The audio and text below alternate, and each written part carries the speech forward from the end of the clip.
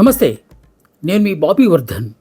BBC voice ఛానల్లోని commentary box కార్యక్రమానికి స్వాగతం. ఈరోజు కామెంటరీ బాక్స్లో ఇంకో సామాజిక రుగ్మత గురించి మీతో చర్చించడానికి నేను వచ్చాను. అగ్గిపుల్ల, సబ్బు బిళ్ళ, కుక్క పిల్ల, కాదేది కవితకు అనర్హం అని మహాకవి శ్రీశ్రీనాడు చెబితే, పంచదార, పప్పు బెల్లం కాదేది కల్తీకి అనర్హం అంటున్నారు కొంతమంది కంత్రికాళ్ళు. అవును, మీరు విన్నది నిజమే. మనిషి అప్పనంగా అడ్డదారుల్లో డబ్బులు సంపాదించడానికి ఎంచుకున్న అనేక మార్గాల్లో ఈ కల్తీ కల్చర్ ఒకటి. ప్రతి దానిలో మనం రోజు తాగే మంచినీటి నుంచి పసిబిడ్డలకు తాగించే పాల దాకా కల్తీ కల్తీ. వాళ్ళకేం పోయింది? పోయేది దాని వినియోగదారులే. సో వాళ్ళకి కావాల్సింది డబ్బు మాత్రమే. సో ఇంట్లో వాడే మనం నిత్యావసర వస్తువులు దగ్గర నుంచి ఉప్పు, పప్పు, బెల్లం ఏదైనా కావచ్చు, రకరకాల మార్గాల్లో కల్తీ చేస్తున్నారు ఇలాంటి కంత్రిగాళ్ళు. ఒక ప్రక్క సేఫ్టీ అథారిటీస్ మనకు ఉన్నప్పటికీ, ఫుడ్ సేఫ్టీ అథారిటీస్ వాళ్ళు చేస్తున్న దాడులు, అప్పుడప్పుడు చేసే ఈ తనిఖీలు అనేవి తూతూ మంత్రంగానే సాగుతున్నాయి. యథేచ్ఛగా ఈ కల్తీ దందాలు కొనసాగుతున్నవారు. కొంతమంది అయితే ఈ కల్తీలను కుటీర పరిశ్రమగా మార్చుకోవాలి. ఆ మధ్య హైదరాబాదులో పసిబిడ్డలు తాగే పాలను తయారు చేసే ఒక కేంద్రం మీద దాడి చేస్తే అక్కడ టన్నులు అంటే కొన్ని వేల లీటర్లు పాలు కృత్రిమ రసాయనాలతో తయారు చేసి ప్యాకెట్లలో అచ్చం మనం రోజు బజార్లో కొనే ప్యాకెట్ల లాగానే తయారు చేసి వాటిని బజార్ మీద వదులుతున్నారంటే ఆ పాలు తాగిన వాళ్ళ ఆరోగ్య పరిస్థితి ఎలా ఉంటుందో మనం ఒకసారి ఆలోచించాలి. ముఖ్యంగా పసిబిడ్డలు ఎక్కువ మంది ఆ పాలు తాగిస్తారు పసిబిడ్డలకి. అది ఆవు పాలైనా గేదె పాలైనా కావచ్చు. అంటే ఆహారం, అంటే శ్రేష్టమైన ఆహారంగా దాన్ని ఎక్కువ మంది భావిస్తారు కనుక పాలు తాగిస్తూ ఉంటారు. పాలలో కూడా కల్తీనా అనే ఆశ్చర్యపడే రోజులు ఇప్పుడు వచ్చినాయి. అసలు ఏ అంశాల్లో ఈ కల్తీ జరుగుతుంది, ఎక్కడెక్కడ జరుగుతుంది అనే వాటిని ఒకసారి మనం పరిశీలిద్దాం. కొన్ని జుగుప్సాకరంగా అనిపించవచ్చు, ఎందుకంటే మనం చెప్పబోతున్న ఉదాహరణలు అలాంటివి. అంత మాత్రాన వాటి మీద మనకేదో అసహ్యం ఉందని మాత్రం కాదు. మనం తీసుకునే వాటిలో నాణ్యత ఎంత అని పరిశీలించడానికి, అప్రమత్తం చేయడానికి మాత్రమే నేను ఈ కార్యక్రమాన్ని చేస్తున్నా. వీధుల్లో మనం చాలామంది తరచుగా వెళ్ళేది పానీపూరి, చాటు, నూడిల్స్. సో ఇలాంటివి ఎక్కువ తీస్తారు. కుర్రకారు ముఖ్యంగా ఈ జనరేషన్ వాళ్ళు ఉన్నారు కదా, వాళ్ళు ఎక్కువగా కాలేజీల నుంచి వచ్చో అలిసిపోయో, లేకపోతే ఫ్రెండ్స్ కొంతమంది వెళ్ళినట్టు, అరే బావా పార్టీ ఎవరు అలాంటి మోకలు వెళ్ళి ఇక్కడ పానీపూరీలు తింటూ ఉంటారు.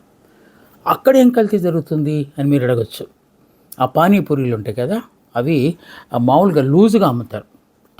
టన్నులు వాళ్ళు కొనుక్కొచ్చి బస్తాల్లో నింపి వాటిని తీసి ఆయిల్లో వేసి చేస్తారు.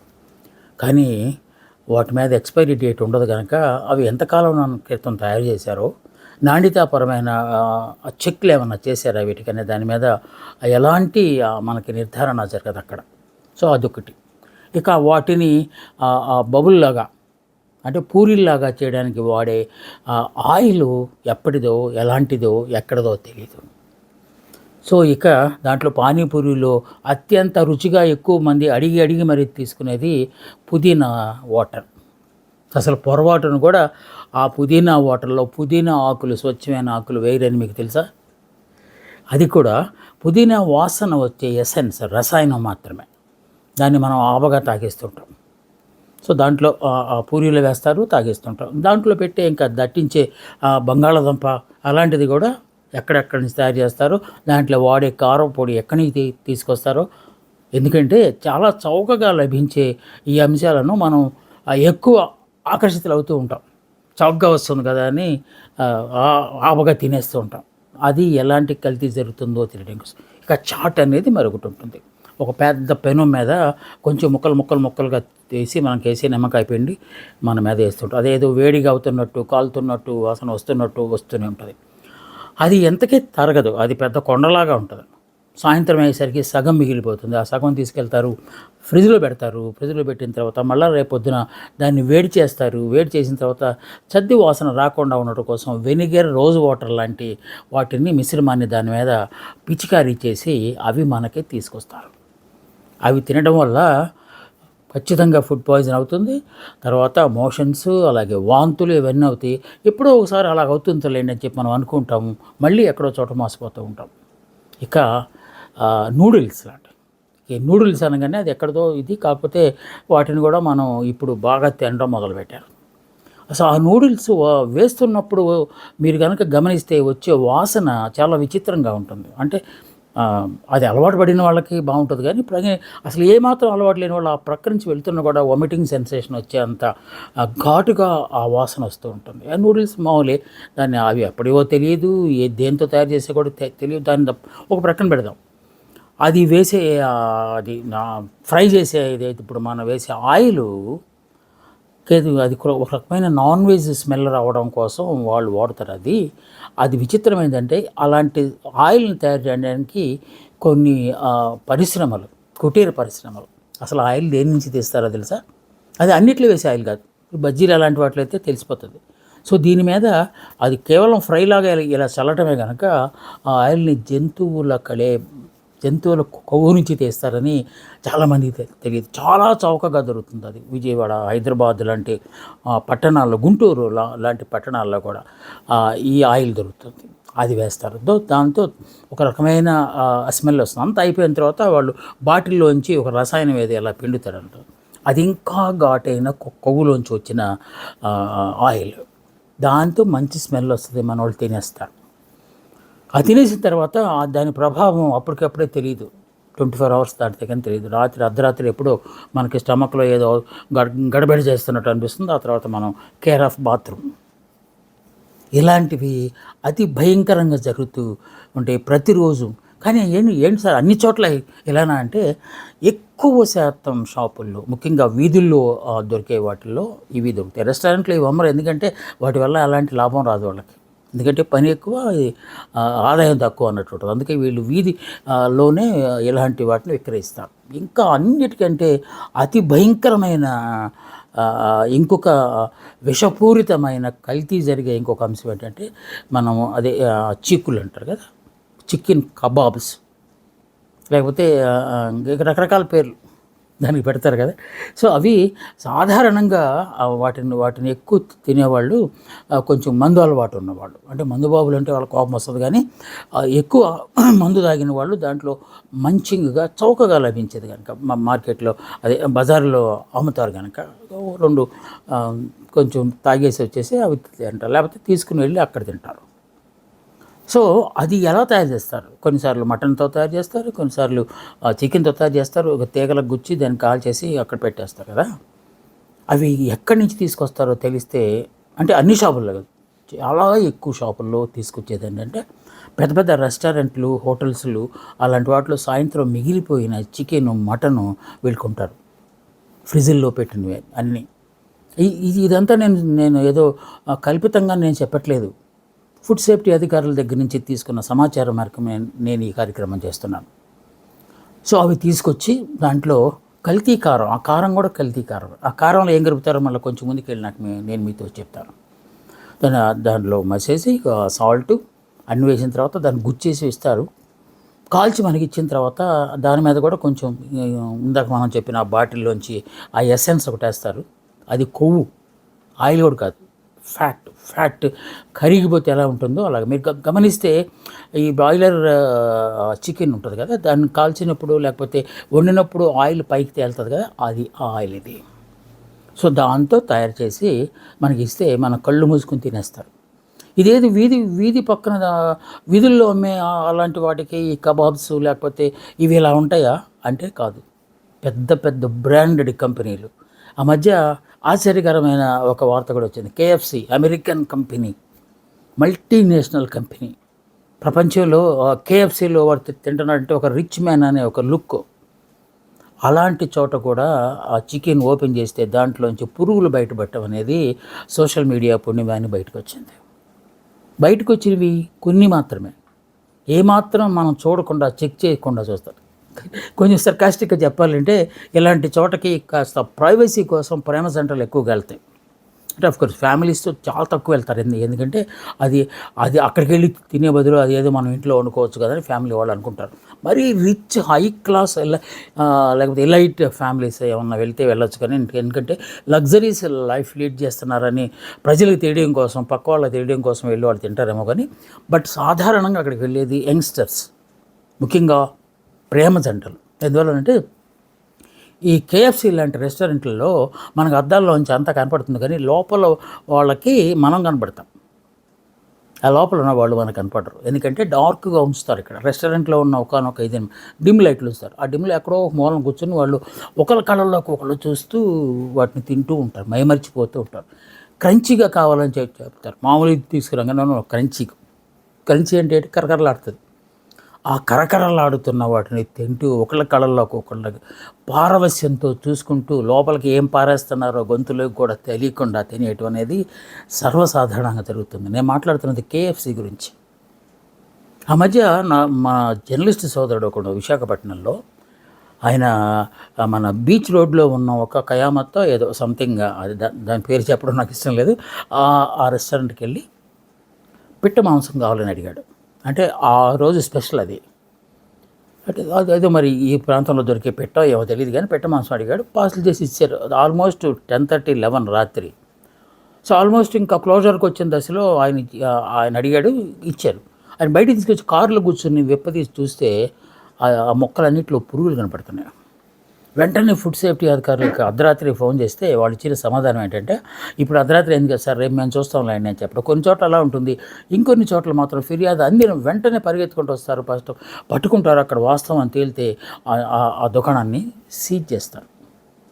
అంటే కల్తీ పట్ల ప్రజలు అప్రమత్తంగా ఉండి, ఇందాక మన జర్నలిస్ట్ మిత్రుడు చేసినట్టు ఫుడ్ సేఫ్టీ అధికారులు కనుక ఫోన్ చేస్తే తక్షణమే వాటి మీద దాడి చేసి పట్టుకునే ఆస్కారం కూడా ఉంటుంది. ఇంకా మనం రోజు వాడే ఎసెన్షియల్ కమాడిటీస్ ఉంటాం కదా, నిత్యావసరాలు అంటాం. ఆ నిత్యావసరాల్లో పాకెట్లో ఉన్న వాటిని కొనిటే ప్రాబ్లం లేదు. ఎందువల్లంటే ప్రతి పాకెట్ మీద ఐఎస్ఐ ముద్ర ఉంటుంది. అంటే ఆఫ్కోర్స్ అది కూడా సృష్టించే వాళ్ళు ఉన్నారు. ఎందుకంటే ఆ కవర్లు చేయడానికే ఇంకొక కంపెనీ ఉంది, చాలా కంపెనీలు ఉన్నాయి. ఇది ఆ కవర్, దాంట్లో వేసే కవరు. సో కాకపోతే దాని మీద ఎక్స్పైరీ డేట్స్ ఉంటాయి కనుక మనం కొంచెం జాగ్రత్త పడి ఎక్స్పైరీ అయిందా మామూలుగా ఉందా చూసుకుని వేసుకోవడానికి ఛాన్స్ ఉంటుంది. అలా కాకుండా విడిగా లూజ్గా అమ్ముతూ ఉంటారు కొన్ని మాల్స్లో.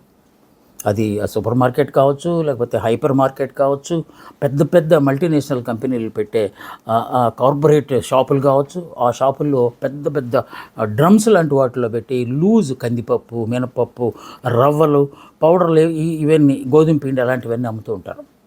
సో అవి ఎప్పటివో ఎవరికీ తెలియదు, మనం కొంటూనే ఉంటాయి. ఎందుకంటే రేటు తగ్గించేస్తారు అక్కడ. ఇప్పుడు ఫర్ ఎగ్జాంపుల్ ఒక పెద్ద కంపెనీ ఈ మధ్యకాలంలో వచ్చింది, మన మొత్తం సిటీ అంతా విస్తరించింది. అక్కడ 30% తక్కువకి సామాన్లు దొరుకుతాయనే ఒక పేరు. ఆ మార్ట్ పేరు నేను చెప్పదలుచుకోలేదు, మీకు తెలుసు కూడా. అది అక్కడ అంత తక్కువగా ఎలా ఇస్తున్నారు అని తర్వాత ఆరాధిస్తున్న తర్వాత అది కొంచెం ఇన్వెస్టిగేట్ చేస్తే తెలిసింది ఏంటంటే, వాళ్ళు డైరెక్ట్గా బల్క్గా రైతుల దగ్గర నుంచి కొంటారనేది ఒక ఆన్సర్ అయితే, ఇంకా మనం విడిగా పోస్తారు కనుక వాటికి ఎక్స్పైరీ అనేది మనకు తెలియని విషయం. సో అలాంటి వాటిని పట్ల కూడా చాలా జాగ్రత్తగా ఉండాల్సిన పరిస్థితి. కొన్నిటి మీద డెఫినెట్గా మనకి ఆ ముద్ర ఉంటుంది, యూజ్ బిఫోర్ అనో లేకపోతే విదిన్ 36 months అనో ఇలాగ రకరకాలుగా ఉంటాయి కనుక వాటి సాధారణంగా ఈ ఎక్స్పైరీ డేట్ అనగానే మన వాళ్ళు ఒక్క మందుల విషయంలోనే చాలా జాగ్రత్తగా, అంటే మెడిసిన్స్ విషయంలోనే జాగ్రత్త పడతారు, కానీ మిగతా వాటి విషయంలో అంతగా పట్టించుకోరు. ఆ కవర్ బాగోవడం తీసి బొట్లో వేసుకుంటారు, మనం బొట్లో పడిపోతున్నాం అన్నమాట. సో చాలా సందర్భాల్లో వాడిన తర్వాత ఎందుకు మనకి స్టమక్ అప్సెట్ అయింది అని తెలిస్తే అప్పుడు తెలుస్తుంది దాని తాలూకు మజా ఏంటో. ఇక ఈ నిత్యావసర వస్తువుల్లో కూడా దేంట్లో ఏంటి కలుపుతున్నారు అని. గోధుమ పిండి ఫర్ ఎగ్జాంపుల్, లూజ్గా అమ్మే గోధుమ పిండిలో బల్క్లో వాళ్ళు కలిపేది ఏంటో తెలిసిన, మనం రైస్ మిల్లులో రైస్ ఆడించిన తర్వాత వస్తుంది కదా, చుట్టూ తవుడు ఉంటుంది, మెత్తగా ఉండేది, దాన్ని స్మూత్గా ఉంటుంది, ఫ్లోర్ లాగా, బ్రెయిన్ అంటే దాన్ని, అది దాంట్లో కలిపేస్తుంటారు. అలాగే గోధుమ మైదా కంటే ఖరీదు కనుక, మైదా చౌకగా వస్తుంది కనుక అసలు గోధుమ అనగానే గోధుమ కలర్లో ఉండాలి, కానీ ఎక్కడ గోధుమ కలర్లో ఉండదు, వైటిష్గానే ఉంటుంది. దాంట్లో ఎక్కువ ఈ ఎక్స్పైరీ డేట్ దాటిపోయిన మైదా తాలూకు అవశేషాలు దాంట్లో కలుపుతున్నారు. అది గోధుమ పిండి. ఇక కారప్పొడి కంపెనీలు కొన్ని ఉన్నాయి, చాలా మంచి మంచి బ్రాండెడ్ కంపెనీలు ఉన్నాయి.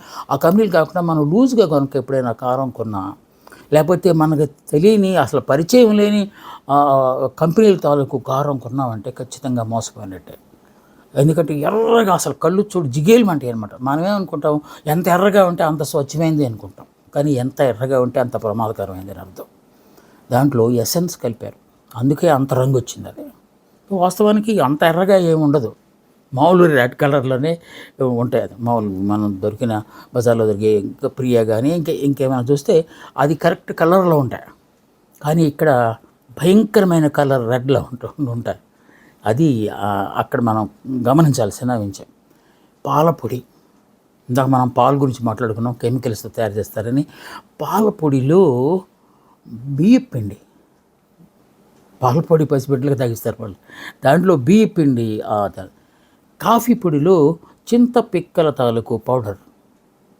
ఇక టీలో రకరకాల అడవుల్లో తొలగే రకరకాల ఆకులు ఉంటాయి కదా, ఆకులన్నీ ఎండబెట్టేస్తే అవి ఎండితే ఆ కలర్లో ఉంటాయి, ఆ కలర్ దాంట్లో కడిపిస్తారు. ఇవన్నీ ప్రతిరోజు మనం చూసే. ఇంకా వాటర్ కంటామినేషన్ ఎలా ఉంటుందంటే, మనకి రూపాయి కన్నా ఒకటి అమ్ముతారు, మధ్యలో వేలాడుతూ ఉంటాయి. అలాగా ఎక్కువ మందు కొట్టించిన వాళ్ళు లేకపోతే హోల్ పెట్టేసి బైక్ మీద ఎక్కకుండా తాగేస్తుంటారు కదా, అవి వాటి మీద వాళ్ళ డేట్లు కనపడవు మనకి. కానీ మామూలుగా ట్యాప్లో తాగే వాటర్ కంటే ప్రమాదకరమైన వాటర్ అది. ఎందుకంటే డేట్ దాటిపోయిందంటే అక్కడ లోపల ప్రిజర్వేటర్ తాలూకు పవర్ పోయి పాయిజన్గా మారిపోతుంది. అందుకే అవి తాగిన వాళ్ళకి జాండీస్ అలాంటివి అన్నీ వస్తాయి. ఇక ఇవి కాకుండా మనం రైల్లో, మనం గోదావరి అలాంటి ట్రైన్స్ వచ్చినప్పుడు చూడండి, పిక్కర్స్ ఉంటారు, పిల్లలు వచ్చేది బాటిళ్ళని ఏరుకొని వెళ్ళిపోతూ ఉంటారు. వాటిని మళ్ళీ ఒక వ్యాక్యూమ్ ఉంటుంది కదా లోపల, దాంట్లో గ్యాస్ ఫిల్ చేస్తే మళ్ళీ మామూలు బాటిల్ మనం ఎంత క్రష్ చేసి పడేసినా కూడా మామూలుగా వచ్చేస్తుంది. దాంట్లో ట్యాప్లో వాటర్ నింపి సాధారణంగా బాగా లేటుగా బయలుదేరే ప్యాసింజర్ ట్రైన్స్ లేకపోతే హడావుడికి వెళ్ళిపోయి ఎక్స్ప్రెస్ రైళ్ళు వీటి దగ్గర రెడీగా ఉంటారు, ఫుల్గా ఫ్రిడ్జ్లో పెట్టే. మనం అది పట్టుకోగానే చల్లగా ఉందా కూల్గా ఉండాలంటారు మన వాళ్ళు. కూల్గా ఉంటే లోపల అలాంటి వాటర్ పోసి నింపేసి బాగా చల్లగా చేసి మన చేతిలో పెడతారు. దాని మీద డేట్లు కూడా మనం ఏం కనపడకుండా చేస్తారు. ఒకవేళ డేట్ల కోసం స్టిక్కర్స్ తయారు చేసే కంపెనీలు ఉన్నాయని మనం ఎందాక అనుకున్నాం కదా, అవి కూడా తయారు చేసే వాళ్ళు ఉన్నారు. ఇలాంటి వాటర్ పట్ల చాలా జాగ్రత్తలు.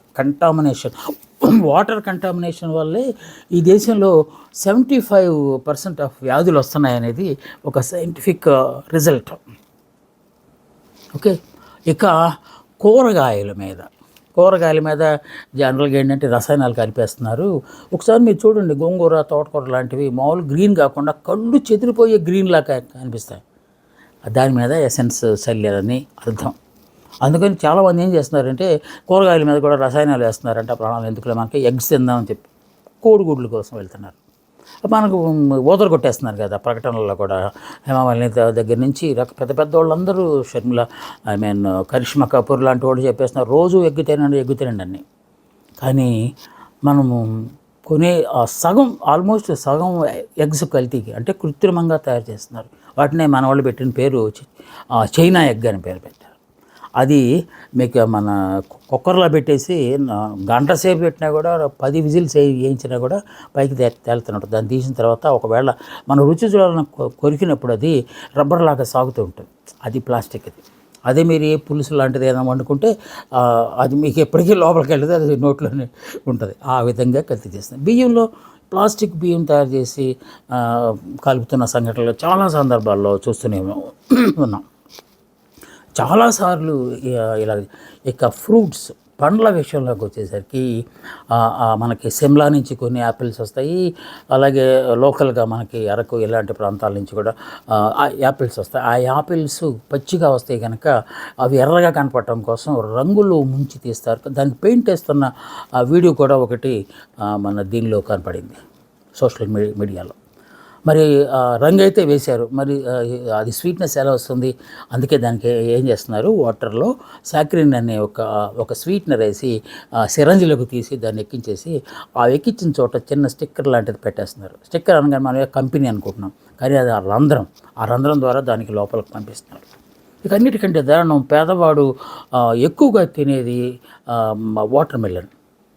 వాటర్ మెలన్ అంటే పుచ్చకాయ ఉంటుంది కదా, పుచ్చకాయలు ఒకప్పుడు ఎంత స్వచ్ఛంగా దొరికాయంటే ఇప్పుడు పుచ్చకాయల్లో కూడా ఆ ఎరుపు కెమికల్ లోపలెక్కించేసి అలా ఆ ఎరుపు మనం కోసి చూస్తే తట్టుకోలేము, అంత ఎర్రగా ఉంటుంది అనమాట. అది తింటున్నప్పుడు కూడా అది అది మింగేసిన 5-6 నిమిషాల దాకా కూడా ఆ స్వీట్ మన నోట్లోనే ఉంటుంది. అదే స్వీట్నర్, రసాయనం దాంట్లో ఎక్కిస్తున్నారు. అంత ఇలా రకరకాల ఫ్రూట్స్కి. ఇక నేరేడుకాయలు పాపం ఆ మధ్య అదే డయాబెటీస్ వాళ్ళకి కనుక తింటే చాలా మంచిది అని చెప్తుంటే వాటిని నెగలాడిపోతున్నాయి. అల్లా నేరేడు అంటాం కదా, హైబ్రిడ్. అవి ఆ నెగనెగలు చూస్తే అది ఏది ఒరిజినల్లా కాదనుకుంటారు. దాన్ని కూడా మనకి వాషింగ్ల కోసం వాడే కొన్ని కెమికల్స్ని పిచికారీ చేస్తున్నారు దాని మీద. అలాగే ద్రాక్షలు పాకెట్లో వచ్చేది ఓకే, పాకెట్లు బ్రాండెడ్ ద్రాక్షలు, డేట్స్ అవి ఒరిజినల్గా వస్తాయి దుబాయ్లో అలాంటి వాటి నుంచి. కానీ లూజ్గా రోడ్డు మీద అమ్మే ఈగల వాళ్ళతో ఉంటాయి కదా, అలాంటి చోట బెల్లం ద్రావణాన్ని కలిపేసి దాని మీద పిచికారీ చేసి కృత్రిమంగా స్వీట్ రావడం కోసం వాడుతున్నారు.